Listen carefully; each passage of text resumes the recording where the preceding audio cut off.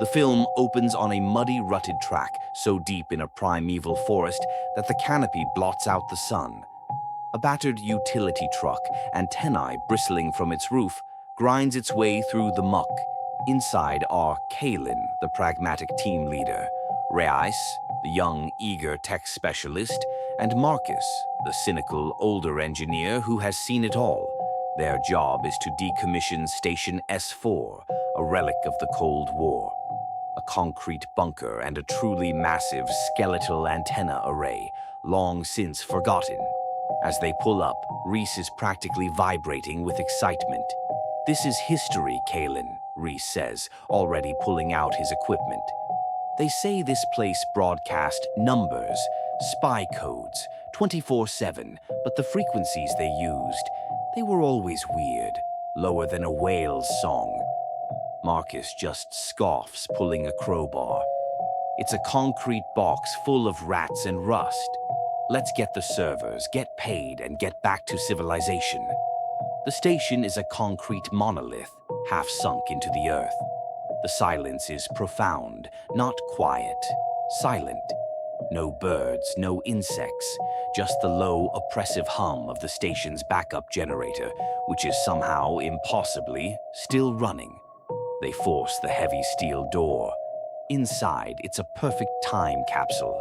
Racks of magnetic tape servers, old-world maps, and a single dust-covered coffee mug. The air is cold and smells of ozone and mildew.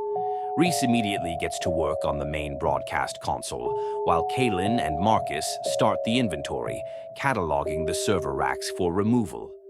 The first glitch happens 3 hours in. Kaylin is in the cramped server room. She glances down the main hallway and sees Marcus, his back to her, walking into the comms room. "Hey, Marcus," she calls. "Grab the diagnostic kit while you're in there." The figure doesn't respond. Kaylin sighs, annoyed, and walks to the comms room. It's empty. She frowns, turning around, and bumps straight into Marcus, who is coming from the opposite direction, holding the generator logs. "Whoa, Chief," he says. "Bad news. The generator's log is weird. It's been running at 100% capacity for 40 years. It's never been refueled." Kaylin's blood runs cold. I just saw you go into the comms room." Marcus gives her a look. "Haven't moved. Been in the generator shed for 20 minutes. You okay?" Before she can answer, Reese calls out from the main console. Guys, you need to see this." Reese has the main console lit up. A single low-frequency signal is being broadcast. A deep, throbbing pulse. Thump, thump. Thump, thump. "It's not broadcasting numbers," Reese says, his voice a whisper. "It's listening. It's using the entire antenna array as a giant microphone, but it's also outputting. This place isn't a radio station, Kaylin. It's a recorder." He types and a speaker crackles to life. They hear static, then a voice. A woman, whispering. It takes the patterns. It doesn't know what they are, but it learns. It learns. Me. If you are hearing this, you are already on the tape. You are already an echo. The recording ends in a sharp, static-filled scream. "That's Dr. Rostova," Reese says, checking a file. "The last station chief. She vanished in 1983. A sudden jarring clang comes from the server room. They grab their flashlights and go to investigate. In the back of the room, behind a server rack, they find a small, child-sized cot. On it lies a perfectly preserved, mummified corpse. It's Dr. Rostova. She's been dead for decades. "But who was whispering?" Marcus asks, stepping back. As he speaks, the voice from the speaker crackles again, but this time it's his voice. "Who was whispering?" it repeats, in his exact, cynical tone. They freeze. Reese looks at the console. "It's recording us, Kaylin. Live." Kaylin makes the call. "We're out. Now. Grab the essentials. We're leaving the servers." Marcus, furious, argues. "We're not getting paid without the drives." We'll come back with a hazmat team, Marcus. We're leaving. Marcus throws his hands up in disgust and storms off toward the generator shed to cut the main power. Kaylin and Reese start packing their diagnostic kits. 10 minutes later, Kaylin is uneasy. Where's Marcus? I'll get him, Reese says. Kaylin is alone in the control room. She hears a sound from the hallway, a slow, deliberate shuffle. Marcus, is that you? Marcus steps into the doorway. His clothes are clean. His hair is perfectly combed. He's smiling, a placid, empty, awful smile. Sorry, Chief, he says. His voice is a perfect copy, but flat, devoid of all his usual cynicism. I got turned around. The station is very efficient. Where's Reese? Kaylin asks, slowly reaching for the crowbar. Reese is working, the thing mimicking Marcus says.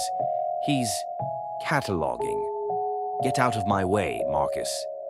Of course, the copy says, stepping aside. It makes no move to stop her. It just watches her with its perfectly still, unblinking eyes. Kale fleeing, Kaylin runs to the server. It's a slaughter. The real Marcus is there, slumped against a server rack. His eyes are wide open, but they are flat, gray, and completely dead. He looks like a wax dummy. She hears a noise. In the comms room, she finds Reese.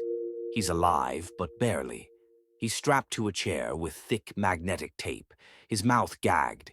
He's pointing frantically at the main console. On the console screen, a new audio file is being rendered.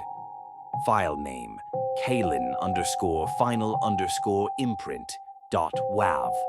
It needs us alive, Reese cries as Kaylin cuts him free. It copies us, Kaylin. It makes a perfect digital imprint, and then it just pastes that file onto something. But it needs the original to be still.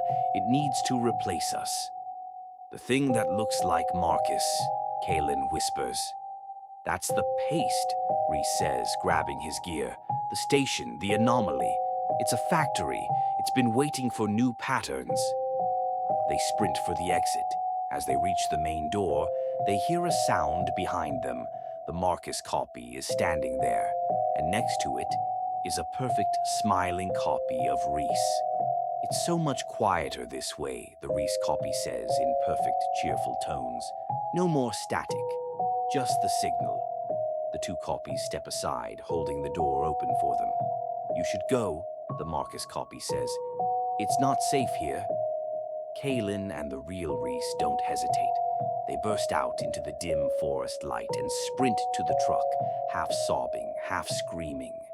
They jump in, Kaylin cranks the engine, and they tear down the muddy track, away from the station.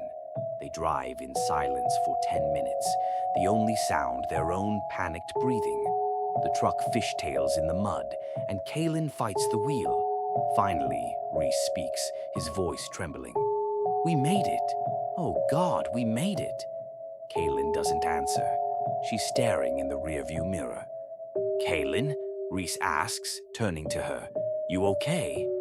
Kaylin slowly stops the truck. She turns her head to look at Reese. The movement is perfectly smooth. Too smooth.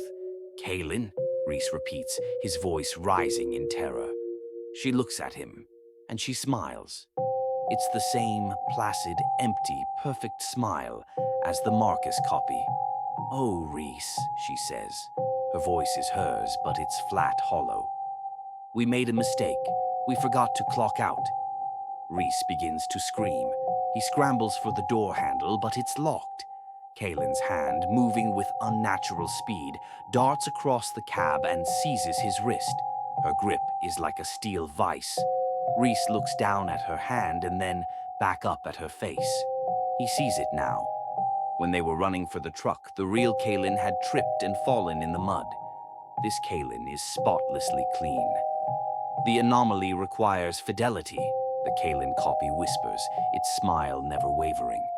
It needs to correct the error. You are the error.